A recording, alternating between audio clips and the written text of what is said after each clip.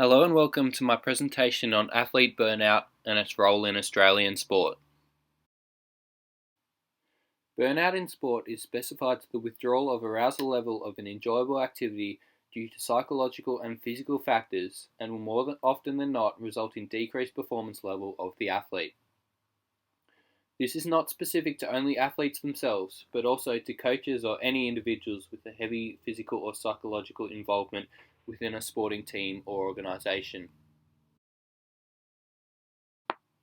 There are three main dimensions of burning out, which are emotional exhaustion, depersonalization, and reduced athletic successes, which provide us with an understanding into the factors of burning out.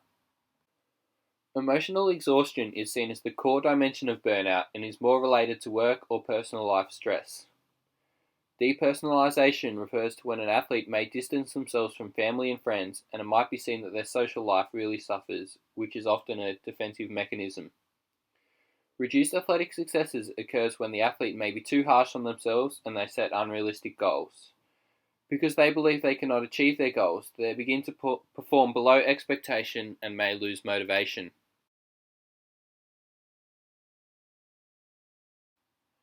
Symptoms of burnout in an athlete include things such as low mood and self-esteem. They may feel isolated from other team members, and they may also feel that they're not a valued member of the team.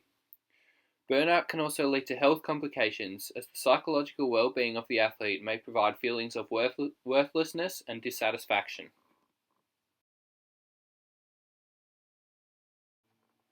Several models of burnout assist to provide a deeper level of understanding as to why this may occur in an athlete. Coakley's unidimensional identity development and external control model suggests that the demands of sport in some young athletes does not provide sufficient time for social events, and therefore the athlete identifies a greater need for athletic success, almost as compensation of this.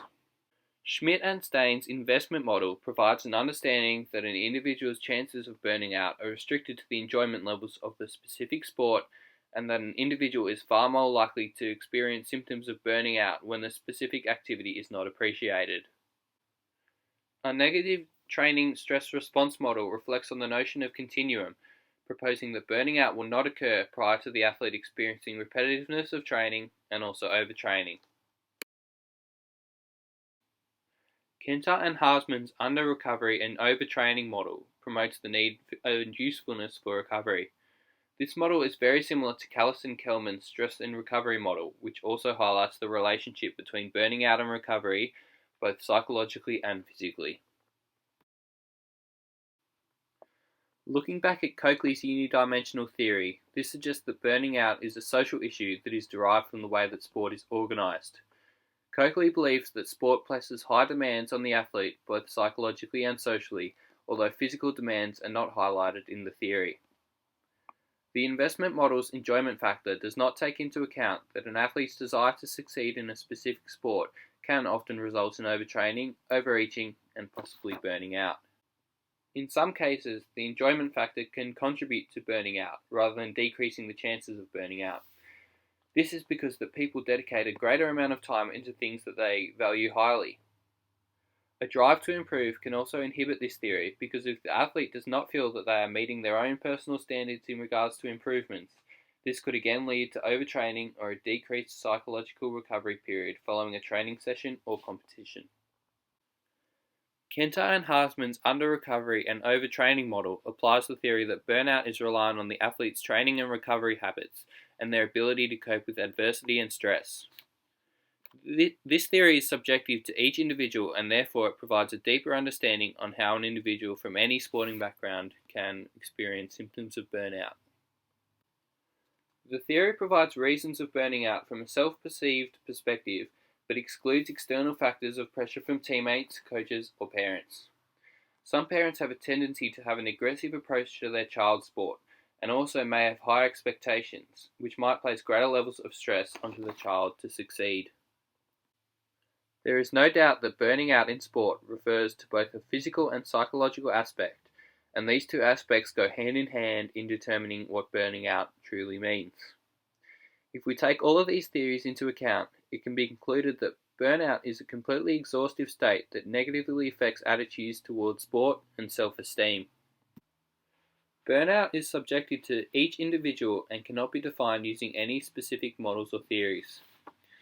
An athlete is more likely to burn out if their desire to achieve results and improve is significantly high, but on the other hand, an athlete who does not have a great desire to play the specific sport is also in a place where it is likely that burning out will occur.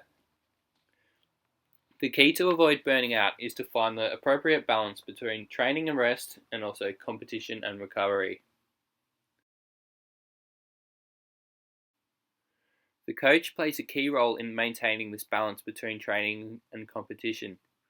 The coach must ensure that the athlete's training load isn't placing too much strain on the athlete both physically and mentally, but meanwhile they must keep the athlete stimulated, enjoying the sport, but also pushing the limits in order to improve. Because of this, it is essential that the coach has a solid relationship with the athlete, as each person is different and copes with things in different ways. The coach needs to understand the athlete so that they know how hard they can push the athlete's training load and how they will respond to certain things. Coach and athlete communication is the key to achieving this.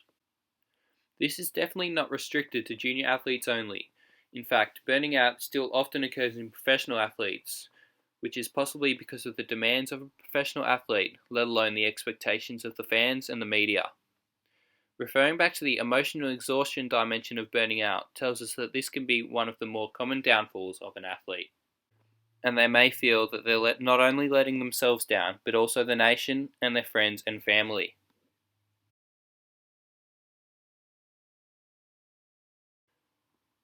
Burnout can lead to decreased involvement in sporting activities, typically during or after adolescence. Participation in sport and recreation generally decreases with age in Australia. People aged 15 to 17 years old reported the highest participation rate in sport and physical recreation at 74%, while people aged 65 years and over had the lowest at only 47% over the past 12 months. As we know, not completing the recommended 30 minutes of physical activity per day can have serious health complications. This is why it is essential that coaches and parents are aware of the implications of physical burnout and that they know how this can be avoided. Burnout is seen a lot in athletes where their parents have a heavy involvement in their sporting lives. Some parents can be very pushy at times, and even if they are just trying to get the best out of their child, this can place enormous pressure on the athlete. It can also adjust the athlete's focus, and rather than playing the sport for their own enjoyment and achievements, the attention can be switched onto achieving their parents' goals and expectations of them.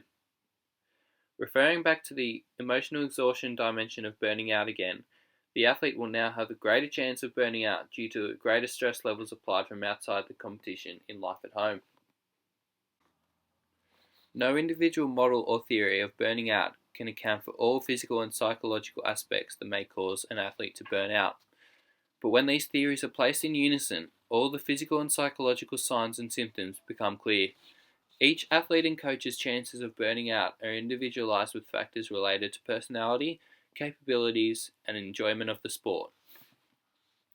Athletes with a high training load need to be monitored by the people around them. They must be made aware of the support that is around them, and training loads must be adjusted whenever necessary.